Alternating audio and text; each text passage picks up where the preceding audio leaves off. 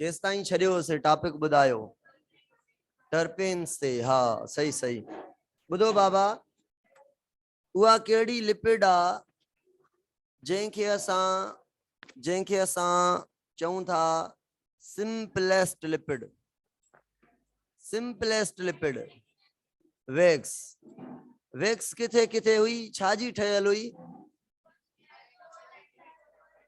हाँ, alcohol, ethanol alcohol ऐं हिकिड़ो फैटी एसिड, ईअं न? अच्छा, हिकिड़ो फैटी एसिड हुजण जो रीज़न छा हुयो वैक्स में? हाँ, रिएक्टिव साइट ही हिकिड़ी हुई, अल्कोहल हिकिड़ो OH। Okay okay. बे नंबर ते ॿी ॻाल्हि त ॿुधायो त लीफ जे अंदर जे क्यूटिकल लेयर आ त उन जो कम छा आहे?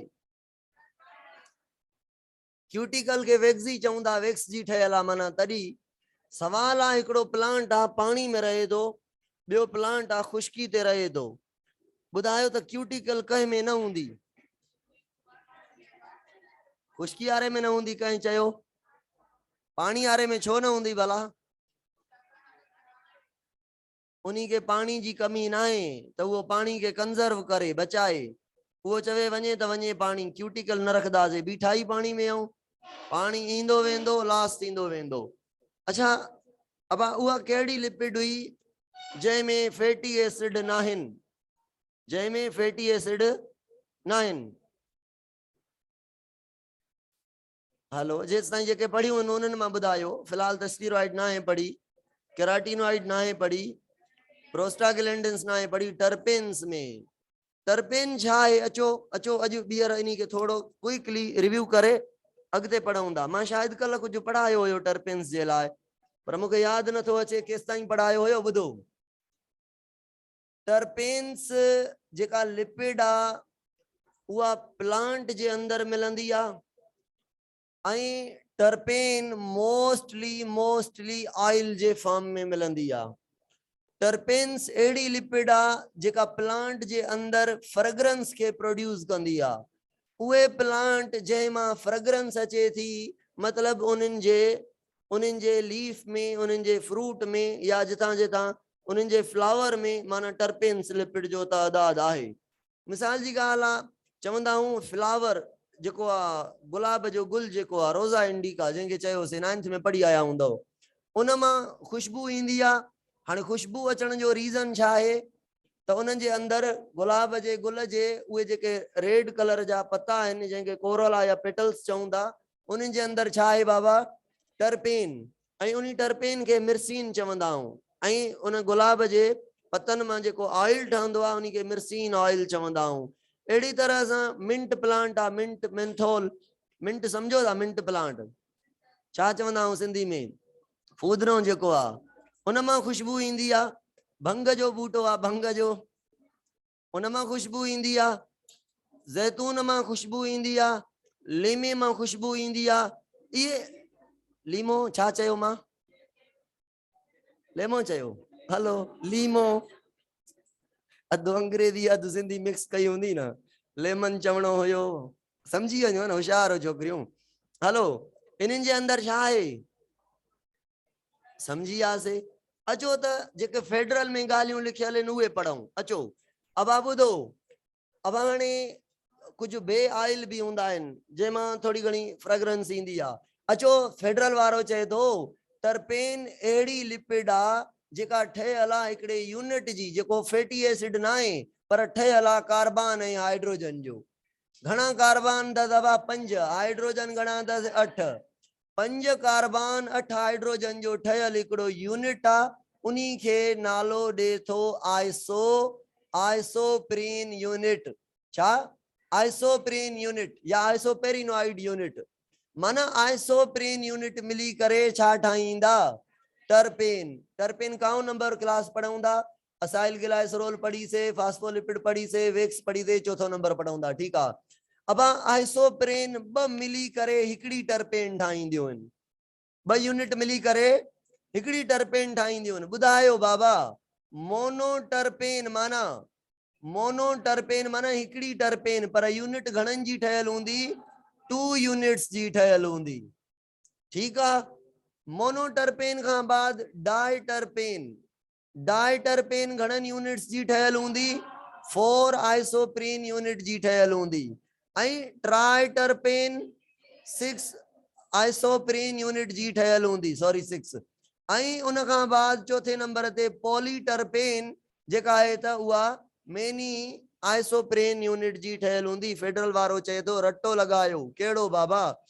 जे तो मोनोटर्पेन में मिसाल वठो मेंथोल, ठीक आहे। उन खां बाद डाइटर्पेन में मिसाल वठो विटामिन ए। ॿुधो अथव vitamin A? Vitamin A, vitamin A जेको आहे उहो डाइटर्पेन आहे, माना घणनि यूनिट जो ठहियल आहे। उन खां बाद ॿुधो फाइटोल, ॿुधो अथव ज़िंदगी में? फाइटोल। क्लोरोफिल भला ॿुधो अथव? क्लोरोफिल माना पिगमेंट आई आहे। इन क्लोरोफिल पिगमेंट जो टेल हूंदो आहे ऐं हेड हूंदो आहे। जेको टेल आहे उन्ही खे छा चवंदा? फाइटोल। माना क्लोरोफिल मॉलिक्यूल जेका पिगमेंट आहे उन्ही जे हेड न, जेको टेल आहे यानी फाइटोल आहे, उहो भी 4 आइसोप्रीन यूनिट यानी डाइटर्पेन आहे। डाइटर्पेन जो ठहियल आहे। ट्राइटर्पेन में ऑयल आहे हिकिड़ो अम्बरीन ऑयल, प्लांट, हाँ अम्बरीन ऑयल प्लांट मां मिलंदो आहे। इहो ट्राइटर्पेन जो मिसाल आहे। पॉलीटर्पेन में नेचुरल जेको रबर आहे, रबर जेको आहे नेचुरल, ठीकु आहे, उहो प्लांट मां मिलंदो आहे। इहो असांखे पॉलीटर्पेन जो मिसाल अचे थो। सम्झ में आयो? रटो लॻाईंदव। 5 नंबर ते क्लास आहे लिपिड जो, टर्पेन खे छॾे करे नेक्स्ट क्लास आहे लिपिड जो, जंहिंजो नालो आहे स्टीरॉइड लिपिड। गर्ल्स ॾिसो स्ट्रक्चर ते फोकस कजो, खोपड़ी खोले करे। हे वरी अजीब ॻाल्हि करे थो, चए थो हे टर्पेन खां भी वधीक अजीब लिपिड आहे। अब कीअं अजीब आहे? चए थो स्टीरॉइड लिपिड रिंग्स जी ठहियल आहे ऐं उहे रिंग्स हाइड्रोजन ऐं कार्बन जूं ठहियल आहिनि। सही आहे, लिपिड जी प्रॉपर्टी अची वई न, कार्बन ऐं हाइड्रोजन जूं ठहियल आहिनि, ऑक्सीजन कोन अथनि, त माना प्रॉपर्टी कंहिंजी थी वई? माना स्टीरॉइड भले रिंग्स जी ठहियल आहे, रिंग्स शुगर में हूंदियूं आहिनि, न्यूक्लियोटाइड में हूंदियूं आहिनि, पर उन्हनि में ऑक्सीजन हूंदी आहे। हिते ऑक्सीजन जो तइदाद न आहे, त असां इन्ही रिंग्स के कंसीडर कंदासीं लिपिड, ऐं नालो ॾिनो अथसि छा? अचो रिंग्स के समझूं। अब हिकिड़ी रिंग आहे, हिकिड़ी रिंग आहे जंहिंमें 6 साइड्स आहिनि, 6 मेंबर्ड रिंग चवंदासीं। बी इन्ही रिंग जो नालो आहे ए। रिंग हिकिड़ी कहिड़ी आहे? ए। बी रिंग आहे, उहा बि 6 मेंबर्ड रिंग आहे, उन रिंग जो नालो आहे बी। बी जो नालो छा थियो? बी। बी भी छा थी वई? इहा भी 6 मेंबर्ड थी वई। 3 रिंग आहे, उन 3 रिंग जेका आहे, मां रबर जो एग्जांपल मिटायो, हिते लिखांसि थो, ठीकु आहे। 3 रिंग जेका आहे उहा भी 6 मेंबर्ड रिंग आहे ऐं उन जो नालो आहे सी। सी 3 रिंग थी वियूं। चौथी रिंग आहे जेका 5 मेंबर्ड रिंग आहे ऐं रिंग जो नेम आहे D, ring number 4।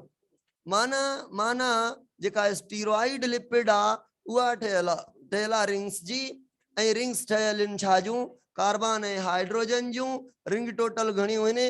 4 A B and C are 6 membered, while जेका डी आहे उहा 5 मेंबर्ड। गर्ल्स कार्बन गणियोस घणा थींदा? अचो अचो, कार्बन नंबर 1 गौर सां गणींदा hello. Carbon number 2, carbon number 3, carbon number 4 5, इनके 6 कयूं था, ठीक है। 7 8 9 10, ये तो गणियोसीं न अॻ में। 11 12 13 14 15 16 17। ॿुधो बाबा ॿुधो, कंफ्यूजन आहे हिकिड़ी। चवे थो कोलेस्ट्रॉल भी स्टीरॉइड लिपिड आहे, वरी चवे थो विटामिन डी भी स्टीरॉइड लिपिड आहे, वरी चवे थो सेक्स हार्मोन भी, हार्मोन जो मतलब याद आहे? Chemical messenger. Sex hormone include testosterone, ये सिर्फ नेम याद कयो त ठीक आहे, नथा थियनि भी ख़ैर आहे, इंटर में ईंदो चैप्टर आहे, उन्हनि में नेम पंहिंजा याद थी वेंदा। टेस्टोस्टेरोन जेको आहे हार्मोन आहे, उन खां बाद फीमेल जे अंदर प्रोजेस्टेरोन सेक्स हार्मोन आहे, ईस्ट्रोजन सेक्स हार्मोन आहे। मां छा चयो हुयो? हार्मोन सॼा प्रोटीन जा ठहियल आहिनि न, इंसुलिन प्रोटीन जी हुई, पर हार्मोन लिपिड जा भी हूंदा आहिनि। त ॾिसो जेके सेक्स हार्मोन आहिनि, मेल जे अंदरि टेस्टोस्टेरोन मिलंदो आहे ऐं फीमेल जे अंदरि प्रोजेस्टेरोन ऐं ईस्ट्रोजन जेके मिलंदा आहिनि, इहे टे ई ठहियल आहिनि छाजा? लिपिड जा। ऐं कहिड़ी लिपिड? सवाल पैदा थिए थो, यानी estrogen, progesterone, testosterone, vitamin D and cholesterol हिक ई जहिड़ा आहिनि, कोई फर्क न अथनि। फर्क त हूंदो न, नाला चेंज आहिनि त माना फर्क हूंदो, पर हिकिड़ी ॻाल्हि कॉमन आहे। कहिड़ी ॻाल्हि कॉमन आहे? 4 रिंग, 3 6 मेंबर्ड, हिक 5 मेंबर्ड, सभिनी में साॻी हूंदी। पोइ बाक़ी फर्क छा थियो? फर्क इहो हूंदो त हे जेके 4 रिंग आहिनि न, इन्हनि ते कोई एडिशनल ग्रुप लॻल हूंदो, कोई कंहिंते छा, कंहिंते छा, कंहिंते छा। माना कोलेस्ट्रॉल में 4 रिंगूं हूंदियूं, पर एडिशनल कोई ग्रुप ॿियो हूंदो। विटामिन डी ते 4 रिंगूं हूंदियूं साॻियूं, पर एडिशनल ग्रुप उन खां वरी ॿियो हूंदो। अहिड़े तरह सां टेस्टोस्टेरोन, प्रोजेस्टेरोन, ईस्ट्रोजन, सभिनी में रिंग जेके 4 आहिनि इहे कॉमन आहिनि। एडिशनल ग्रुप जेको आहे उन जे करे इहे हिक ॿिए खां चेंज आहिनि, माना very closely to each other are very similar in ring. Ring सभिनी में कॉमन। इन जे करे हिन रिंग चइनी खे छा थो चवे ख़बर आहे? इन खे चए थो स्टीरॉइड न्यूक्लियस। हिते न्यूक्लियस जो मतलब इहो न आहे विच, न्यूक्लियस जो मतलब न आहे हिते सेल जो न्यूक्लियस। हिते न्यूक्लियस जो मतलब आहे इहो कॉमन आहे, इहो फिक्स आहे। इहो काई बि स्टीरॉइड लिपिड खणो, इहे तव्हांखे 4 रिंग मिलंदियूं। हाणे उन्हनि ते छा छा अटैच आहे, इहा ॻाल्हि चेंज आहे। ओके, इहा ॻाल्हि क्लियर थी। हाणे ॿुधो सर, असां चवंदा आहियूं शुगर असां खाईंदा आहियूं, शुगर खाईंदा आहियूं, जॾहिं वधंदी आहे त छा में कन्वर्ट थींदी आहे? ग्लाइकोजन में। ग्लाइकोजन खां अञा वधंदी आहे त पोइ कोलेस्ट्रॉल में। कोलेस्ट्रॉल में शुगर खे कन्वर्ट करणु आसान आहे।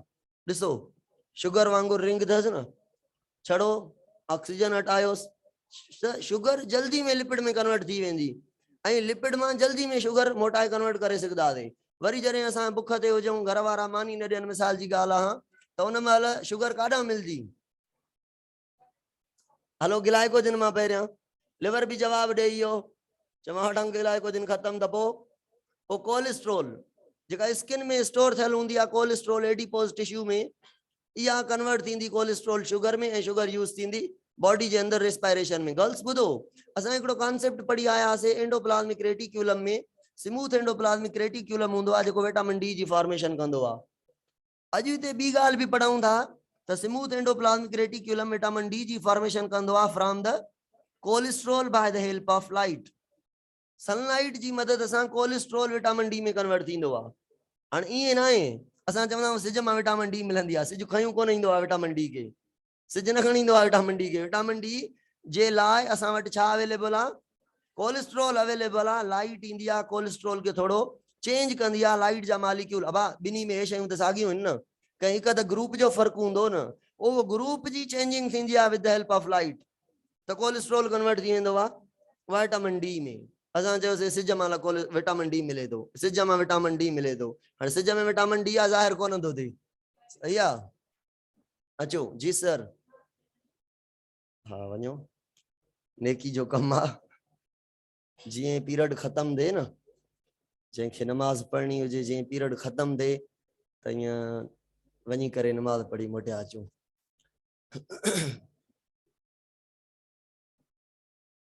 मां क्लास में 5-10 मिंट लेट करे ईंदो आहियां, इहो रीज़न हूंदो आहे त तकड़ा तकड़ा ईअं सजदा ॾेई पोइ भॼी ईंदो आहियां। हिते बि त पढ़ाइणो आहे न, 1-2 मिंट अॻु में पढ़ी वठबी आहे। हलो, इहे छोकिरियूं मोटनि जहिड़ी हाणे अब ॿुधो, अलाए छा पढ़ियोसीं, विटामिन डी, स्टीरॉइड पूरी कईसीं। स्टीरॉइड खां बाद हाणे कहिड़ी लिपिड आहे?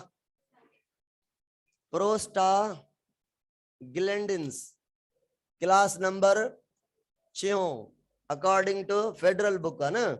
सिंध में प्रोस्टाग्लैंडिन जो ज़िक्र ही कोन्हे। हलो अचो पढ़ूंसि था प्रोस्टाग्लैंडिन के। सर ख़बर अथव प्रोस्टाग्लैंडिन्स छा आहे? प्रोस्टाग्लैंडिन्स हिकिड़ी एक्चुअली मॉडिफाइड फैटी एसिड आहे। मॉडिफाइड फैटी एसिड के कन्वर्ट कयो वियो आहे। अच्छा, उहा कहिड़ी फैटी एसिड आहे? अराचिडोनिक, अराचिडोनिक एसिड। छा जो नालो आहे अराचिडोनिक एसिड? फैटी एसिड जो नालो आहे। अराचिडोनिक एसिड जो डिराइव्ड फॉर्म आहे जंहिंखे असां छा चऊं था प्रोस्टाग्लैंडिन माना मॉडिफाइड फॉर्म आहे फैटी एसिड जो, अराचिडोनिक एसिड जो। समझ में आई ॻाल्हि? अचो, अराचिडोनिक एसिड फैटी एसिड जो नालो आहे। हिते मां तव्हां खां पुछी वठां भला रटे वारियूं ॻाल्हियूं कुझु यादि अथव? फैटी एसिड जा टाइप सेचुरेटेड ऐं अनसेचुरेटेड कहिड़ियूं कहिड़ियूं हुयूं?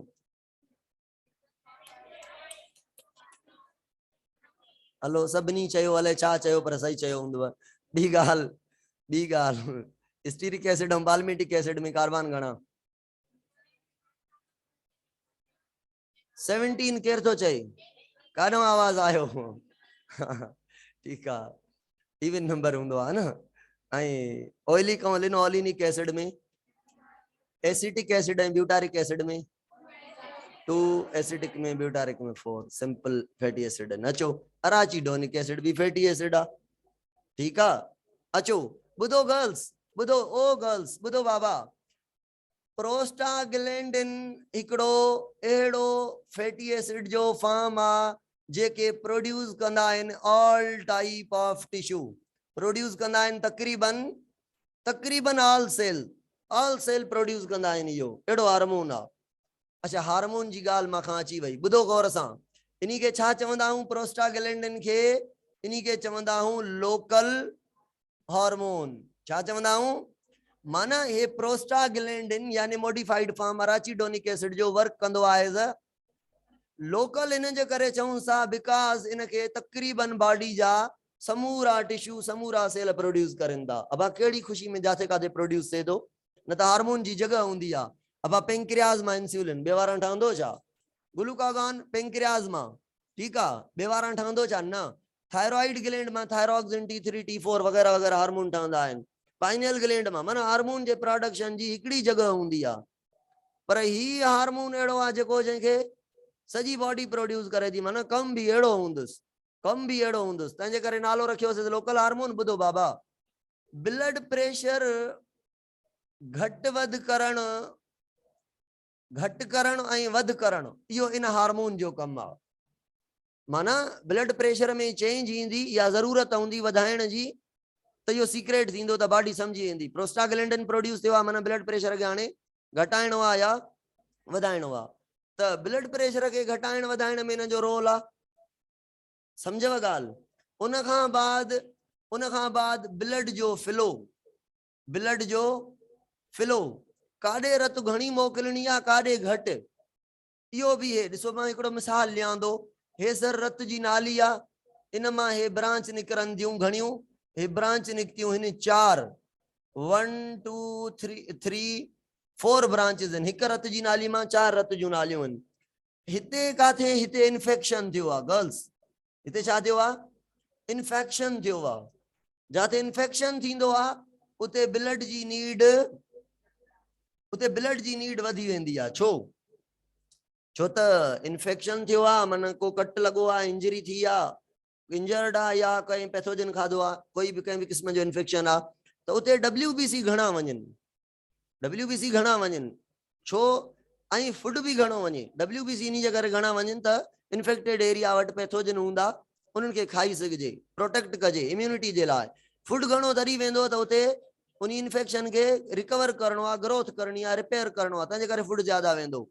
कटे सटे मां चवां ब्लड घणी वेंदी त तव्हां नोट कयो आहे न, जाते का इंजर्ड एरिया हूंदो आहे, कट लॻंदो आहे त उतां सोज बि थी वेंदी आहे, उतां जिस्म गरम भी थी वेंदो आहे, उतां जिस्म थोड़ो रेडनेस ॾींदो आहे। रेडनेस भी ब्लड घणे अचण जे करे, स्वेलिंग भी ब्लड घणे अचण जे करे, ऐं हाई टेम्परेचर ओवर रेस्पायरेशन जे करे, घणी रेस्पायरेशन जे करे।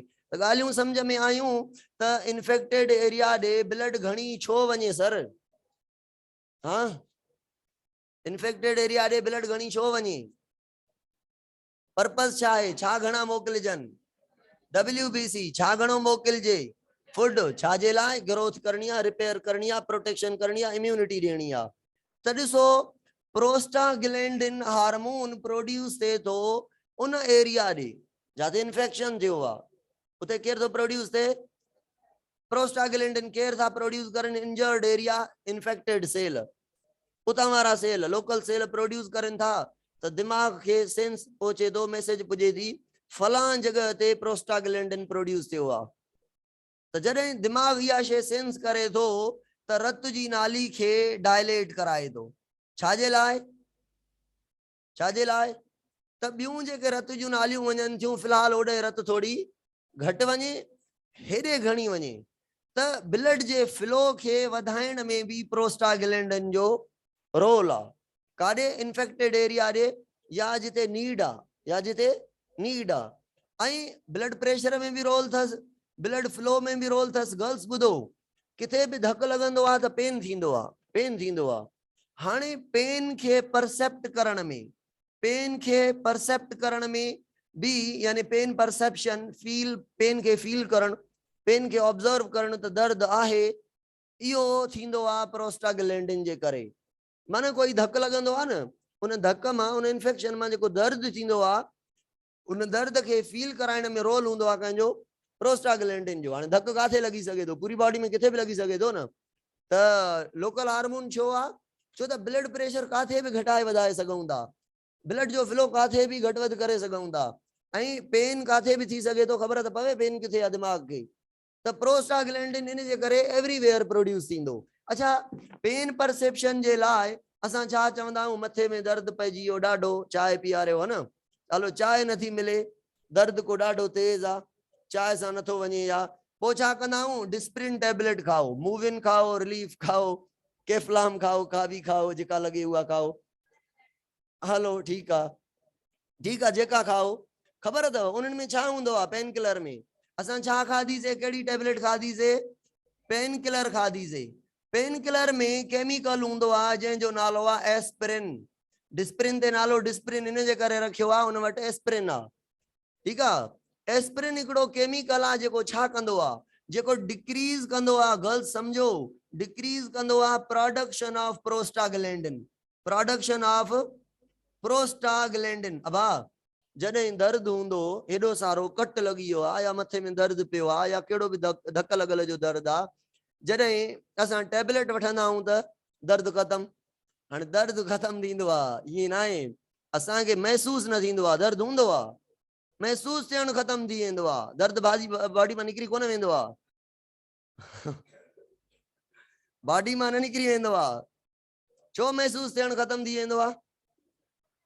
छो त जेको दर्द खे महसूस कराए पियो उन जी प्रोडक्शन रोकाए थो, प्रोस्टाग्लैंडिन जी प्रोडक्शन ख़तम, त दर्द केरु फील कराईंदो? इहो ई त कराए पियो। त असां जेका पेन किलर वठूं था, एक्चुअली प्रोडक्शन ऑफ प्रोस्टाग्लैंडिन के सप्रेस कयूं था, माना aspirin suppress the production of prostaglandin from any cells where from it produce. समझ में आई ॻाल्हि? उन खां बाद सर ब्लड जे क्लॉटिंग में भी इन जो रोल आहे। ब्लड क्लॉटिंग समझो था?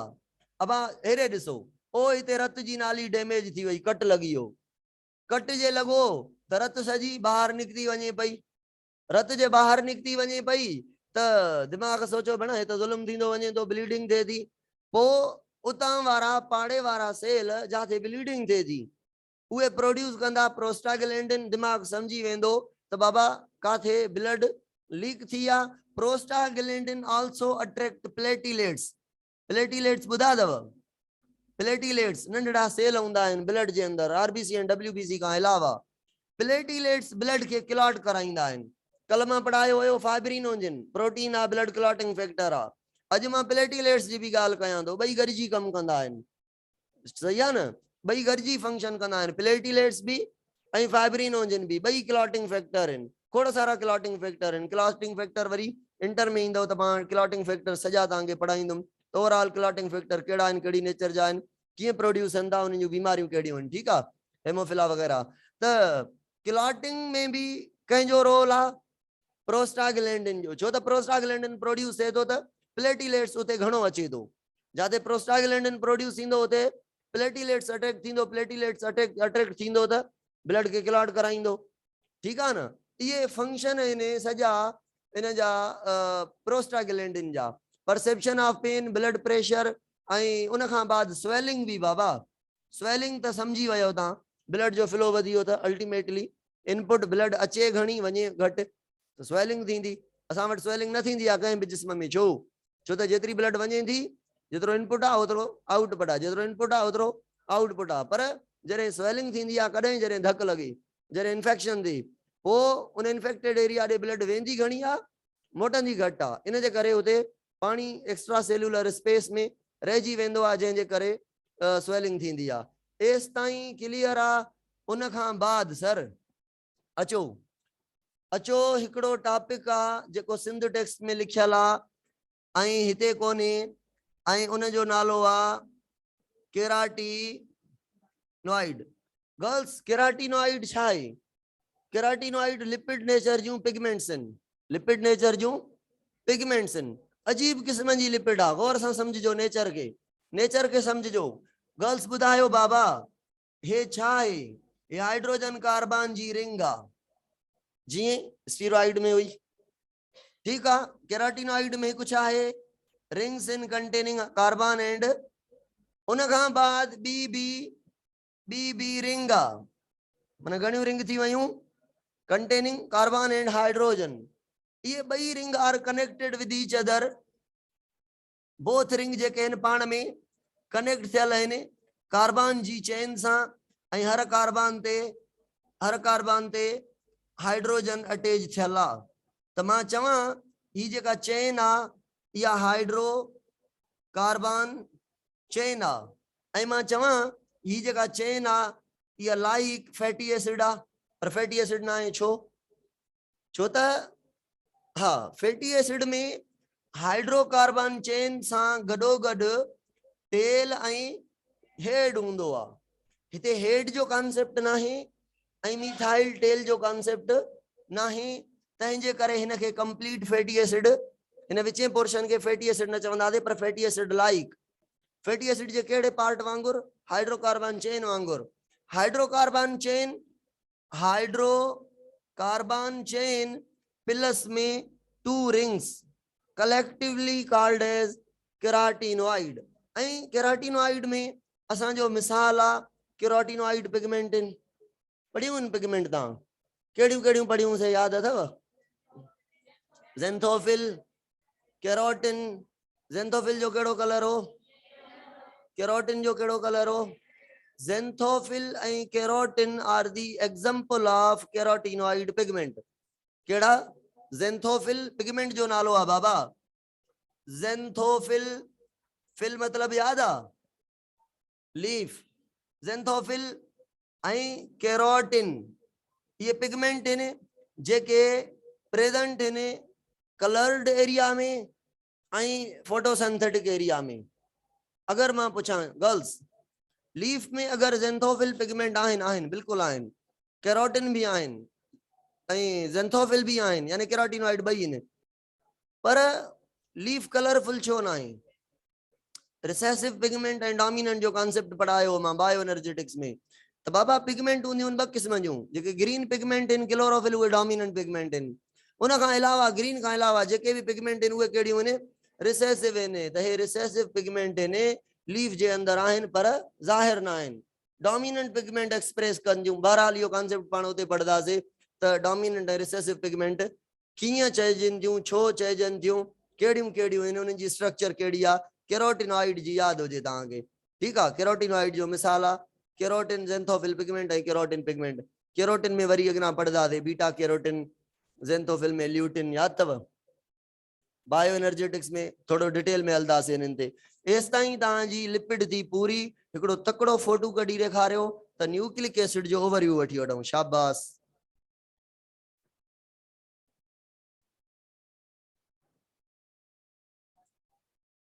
वकार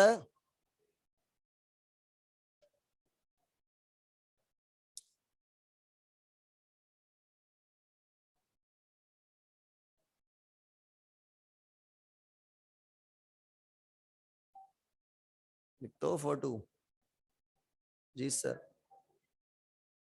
सिकल सेल एनीमिया। हलो अचो अचो अचो त इनखे ॻाल्हि करे वठूं। मिटाया है ॿुधो बाबा गर्ल्स, कॉन्सेप्ट ॿुधो हिकिड़ो। सिकिल जेको लफ़्ज़ आहे न, गौर सां ॿुधो, सेव कंदा वञो माइंड में। सिकिल लफ़्ज़ जी माना आहे जीअं न चंड नओं नओं निकिरंदो आहे त थोड़ो उन जी ईअं लकीर हूंदी आहे, क्रेसेंट शेप इन खे चवंदा आहियूं। जेको हाँ भगल सही, पर नओं जेको चंड पहिरीं ॿीं ऐं टीं तारीख़ ते हूंदो आहे इन शेप खे छा चवंदा आहियूं? क्रेसेंट या सिकिल शेप। समझ में आई ॻाल्हि? ॿुधो बाबा, असांजे रत जे अंदर छा आहे? हेमोग्लोबिन आहे। हेमोग्लोबिन आहे कहिड़े सेल में आहे सर? आरबीसी सॼो भरियल आहे हेमोग्लोबिन सां, न्यूक्लियस ही कोन अथसि, ऑर्गेनेल ही कोन अथसि। छो? छो त हेमोग्लोबिन कराईंदो आहे ट्रांसपोर्ट मिनरल्स जी, गैसेस जी, ऑक्सीजन जी, कार्बन डाइऑक्साइड जी, वगैरह वगैरह। अच्छा, हेमोग्लोबिन में चेन पढ़ियूं से पाण, 2 अल्फा 2 बीटा। अल्फा में अलाए घणा अमाइनो एसिड, बीटा में अलाए घणा अमाइनो एसिड, टोटल अलाए घणा amino acid. Very good, very good. हाणे ॿुधो, जेका बीटा चेन आहे न, इन में ॾाढो इंपॉर्टेंट अमाइनो एसिड आहे हिकिड़ो। वैसे अल्फा में भी आहे, पर मां बीटा जी ॻाल्हि कयां थो। बीटा में 6 नंबर अमाइनो एसिड। भला हिते सवाल पुछां, पहिरियों अमाइनो एसिड कहिड़ो हूंदो? Always methionine, with no exception, है ना? हलो, 6th जेको अमाइनो एसिड आहे उनी जो नालो आहे ग्लूटामिक एसिड। छा? अब डीएनए में जे म्यूटेशन थे गर्ल्स, ॿुधायो भला, प्रोटीन जे ठहंदी आहे असांजी, प्रोटीन त आरएनए में ठहंदी आहे। आरएनए कंहिं मां ठहंदो आहे? डीएनए मां आरएनए, आरएनए मां प्रोटीन। अगर डीएनए में चेंज अचे त आरएनए में भी चेंज, त प्रोटीन में भी चेंज। कोड, कोडान ऐं एंटी कोडान, खबर आहे? मसलो आहे। हलो, अजी न्यूक्लिक एसिड में पढ़ंदासीं या सुभाणे पढ़ंदासीं, पर थोड़ो सिंपल वे में ॿुधो। कोड चवंदा हूं सीक्वेंस हुजे डीएनए ते, कंहिं ते? न्यूक्लियोटाइड जी सीक्वेंस। मिसाल जी ॻाल्हि आहे, सीक्वेंस आहे सी टी टी, साइटोसिन पढ़े ॿुधल अथव न, थायमीन, थायमीन। त आरएनए जेको ठहंदो, माना कोड ईअं न त 3 न्यूक्लियोटाइड इन डीएनए में, हर 3 न्यूक्लियोटाइड के कोड चवंदासीं। हर 3 न्यूक्लियोटाइड के कोड माना हिकिड़ी मैसेज। हिकिड़ी मैसेज छाजे लाइ बाबा? अमाइनो एसिड लाइ। पर छा डीएनए मां डायरेक्ट अमाइनो एसिड ठहंदो? डीएनए मां छा ठहंदो? डीएनए मां ठहंदो आरएनए।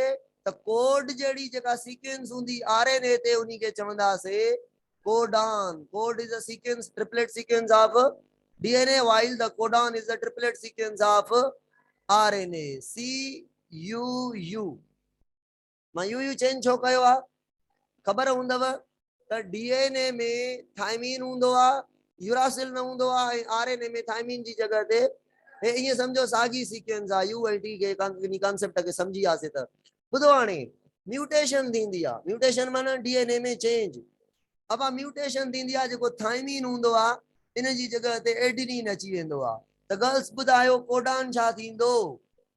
सी ए यू। हाणे अमाइनो एसिड जेको हिते ठहणो हुयो उहो हुयो ग्लूटामिक एसिड। जॾहिं म्यूटेशन न हुई, जॾहिं म्यूटेशन थी वई आहे, कहिड़ो कोड आहे खबर अथव? इहो कोड आहे 6th। माना इहो कोडान कहिड़ो थी वियो आहे? 6th। अमाइनो एसिड काउं नंबर ठाहींदो? हे 6th अमाइनो एसिड आहे। त 6th amino acid glutamic acid ठहंदो। हाणे मैसेज चेंज थी वई, त ग्लूटामिक एसिड जी जगह ते अमाइनो एसिड ठहंदो, उनी जो नालो आहे वेलाइन। अब वेलाइन केड़ी खुशी में ठयो? चेंज थी वई डीएनए में, तो चेंज अची वई आरएनए में। माना कोड में चेंज आई तो कोडान में चेंज, कोडान में चेंज तो अमाइनो एसिड में चेंज। हलो, मां न्यूक्लियोटाइड पढ़ाया तो नेक्स्ट टॉपिक आ। बेहतरीन तरीके से ताके गाल समझ में अची वेंदी। इन कॉन्सेप्ट ला एतरो काफी आ। बुधो, हाने ग्लूटामिक एसिड होजे या छा करे या? Glutamic acid red blood cell के शेप भी दे हा ऐं ऑक्सीजन भी कैरी करे आ। माना आरबीसी जी जेका शेप आ उहा केड़ी आ?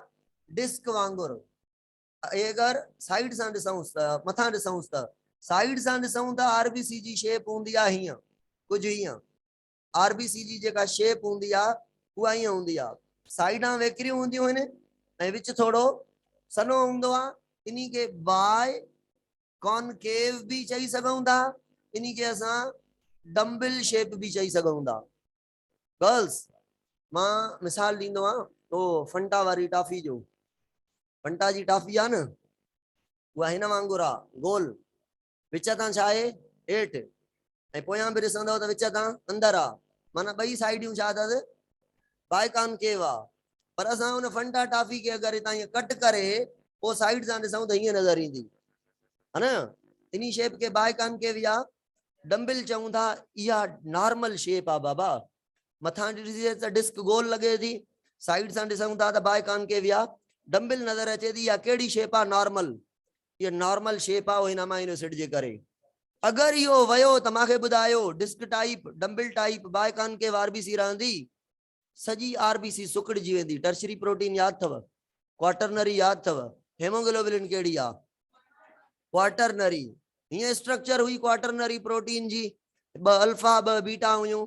जॾहिं ग्लूटामिक एसिड वियो त इहे चेन सुकड़जी वियूं, क्वाटरनरी स्ट्रक्चर टर्शरी स्ट्रक्चर ख़त्म थी वई, सुकड़जी वई त आरबीसी बि सुकड़जी वेंदो। त आरबीसी जेको हेॾे फूकियल हुयो डिस्क डंबल बायकान के वांगुरु, इन मां कन्वर्ट थी वियो छा में, कन्वर्ट थी वियो क्रेसेंट शेप में। कहिड़ी शेप में, क्रेसेंट शेप में, या इन खे ॿियो मां छा चयो सिकिल शेप में। सिकिल कंहिंखे चऊं था, ओ हीअं हीअं थी वियो आरबीसी, अहिड़ी शेप मां सुकड़जी वियो। छो सुकड़जी वियो, ग्लूटामिक एसिड शेप ॾिनियूं बीठो आरबीसी के, फुल भरियूं बीठो हुयो, छो त क्वाटरनरी स्ट्रक्चर के मेंटेन कयूं बीठो। क्वाटरनरी जे टुटी वई सुकड़जी वई त सॼो आरबीसी सुकड़जी वियो। हाणे ॿुधायो ऑक्सीजन वारो कमु कंदी आरबीसी ग्लूटामिक एसिड जे न हूंदे, शेप हूंदसि पंहिंजी। अहिड़ी कंडीशन जंहिंमें रेड ब्लड सेल कंहिं वांगुरु थी वञे, सिकिल थी वञे, पर ऑक्सीजन खणण जी बॉडी खे कमी महसूस थिए त उन कंडीशन के चवंदासीं सिकिल सेल एनीमिया। एनीमिया माना oxygen deficiency, body cell oxygen deficiency महसूस करनि, माण्हू वॾा वॾा साह खणंदो, ब्रीथलेसनेस थींदी। छो, छो त ऑक्सीजन जेका आरबीसी खणे पई उहा खणे ई कोन थी, जवाब ॾेई वई आहे। छो जवाब ॾेई वई आहे त ग्लूटामिक एसिड कोन अथसि, उहो ऑक्सीजन खणंदो हुयो हेमोग्लोबिन में। माना सिकिल सेल एनीमिया छा आहे, ॻाल्हि सम्झ में आई? सिकिल सेल एनीमिया जो ड्रामो छा हुयो इहो सॼो, माना नॉर्मल हेमोग्लोबिन नॉर्मल कम कंदी, नॉर्मल शेप हूंदुसि, ऑक्सीजन जी डिफिशियंसी महसूस न थींदी। म्यूटेशन थी ग्लूटामिक एसिड जी जगह ते, ॾिसो हिकिड़ो अमाइनो एसिड चेंज थियो अथव, हिकिड़ो सिर्फ़ बीटा चेन जो glutamic acid, B beta chain जो भी glutamic acid into valine, protein कमी नथी करे। प्रोटीन चवंदवसि इनकम्प्लीट, चवंदवसि इनकम्प्लीट पॉलीपेप्टाइड चेन आ, प्रोटीन चवण जो हक़ खत्म थी वियुसि, छो करे अमाइनो एसिड जे सीक्वेंस में चेंज अची वई, सीक्वेंस में चेंज अची वई, हिकिड़े अमाइनो एसिड जे करे प्रोटीन जो हक़ खसे छॾियोसीं। ठीकु आहे। सिकिल सेल एनीमिया में जेका बॉडी थींदी उहा जंडिस, येलो पीलोपन थी वेंदो। छो, रत जो कलर गाढ़ो हूंदो आहे ऑक्सीजन जे करे, साह खणण में तकलीफ़ थींदी। ठीकु आहे, रत जा सेल जल्दी मरंदा। जेका सिकिल शेप आहे इन जी ॾींहं हूंदी आहे एज 8 खां 10 ॾींहं एज हूंदी आहे, 8 ॾींहं 10 ॾींहं, ऐं नॉर्मल आरबीसी जी 120 ॾींहं। त जेरो बि सुजंदो इन ॿार जो, छो, छो त जेरो पियो रत प्रोड्यूस कंदो, तकड़ तकड़ में ब्लड तकड़ में मरे थी, ऐं स्प्लीन बि स्वेलिंग कंदी, छो करे spleen is a graveyard of RBC, कब्रिस्तान ऑफ आरबीसी। त कब्रिस्तान में आरबीसी घणियूं मरंदियूं त घणियूं दफ़न थींदियूं, हुन कब्रिस्तान बि फुल थी वेंदो, उहो बि स्वेलिंग कंदो। किडनी ते भी मसलो थींदो, बिल्यूरिबिन पिगमेंट पढ़ी अथव, हेमोग्लोबिन खे टोड़ण सां पिगमेंट मिलंदियूं आहिनि, हिकिड़ी खे चवंदा आहियूं बिल्यूरुबिन, ॿी खे चवंदा आहियूं बिल्यूवर्डिन। उहो जेका बिल्यूरुबिन पिगमेंट आहे उहा अक्यूमुलेट थियण जे करे मुख़्तलिफ़ टिश्यू खे डैमेज कंदी आहे। जेका बिल्यूरुबिन आहे उन जे करे बॉडी सॼी पीलोपन थी वेंदो आहे, अखियूं हेॾियूं थी वेंदियूं आहिनि बिल्यूरुबिन पिगमेंट जे करे, सेलनि जी फंक्शनैलिटी घटिबी आहे। अच्छा, सिकिल सेल एनीमिया जे अंदरि जेको ॿार हूंदो उहो सीवियर एनीमिक हूंदो। एनीमिक माना छा चयोसीं, ऑक्सीजन जी डिफिशियंसी हुन ॿार खे फेस करणी पवंदी ॾाढी, ऑक्सीजन साह खणण में हुनखे तकलीफ़ हूंदी। अबा जेका ॿुधायो सिकिल सेल एनीमिया बीमारी आहे, इहा प्रोटीन जो डिसऑर्डर आहे, प्रोटीन जे चेंज थियण जे करे एॾो नुक़सान थियो आहे। हर शइ चेंज थी वई आहे। अच्छा, ब्लड क्लॉटिंग थींदी सिकिल सेल एनीमिया जे करे? ब्लड क्लॉटिंग थींदी कि न थींदी? ॾिसजो, हे रत जी नाली आहे, हिन में नॉर्मल आरबीसी आहे, ऐं हे कहिड़ी आरबीसी आहे? सिकिल। ॿुधायो हाणे हिते जे अची सिकिल सेल फासे पवे, चांस आहिनि न? चांस आहिनि न? ऐं हो हे फासंदो न फासंदो? त जंहिं ॿार खे सिकिल सेल एनीमिया थींदी, उहो जिते रत जे नाली मां रत जूं ब्रांचिस निकिरंदियूं, उते उहो छा करे सघे थो? क्लॉटिंग करे सघे थो। ऐं क्लॉट थी, सपोज कयो हे रत जी नाली सेल जे मथां सेल अची बंदि थी वयूं, हे ब्लड काॾे वञे थी? चओ था सर कंहिं पर्टिकुलर ऑर्गन ॾे वेंदी हूंदी। हाणे जंहिं हिन ऑर्गन ॾे सर वञे थी, इहो ऑर्गन इन खे ब्लड मिलंदी, फूड मिलंदो, छा मिलंदो? वेचारो वयल में। इहो ऑर्गन थींदो वेंदो पैरालाइज, पहिरियां कम करण घटि कंदो, वीक थींदो, पेन थींदो, पेन करण खां बाद फाइनली इहो ऑर्गन पैरालाइज थी वेंदो। छो त रत मिलियसि ई कान, एक्सचेंज थी कान, वेस्ट उते जो उते, जेका रत अचे पई उहा आई कोन, त सिस्टम उन ऑर्गन जो धरम भरम थी वियो, उहो ऑर्गन पैरालाइज थींदो। ठीकु आहे, हार्ट अटैक वग़ैरह हिननि उन्हनि जा चांसिस, ब्लड प्रेशर जे हेॾे होॾे थियण जा चांसिस इन पेशेंट खे घणा हूंदा। इहो हुयो सिकिल सेल एनीमिया जो कॉन्सेप्ट। सम्झ में आयो?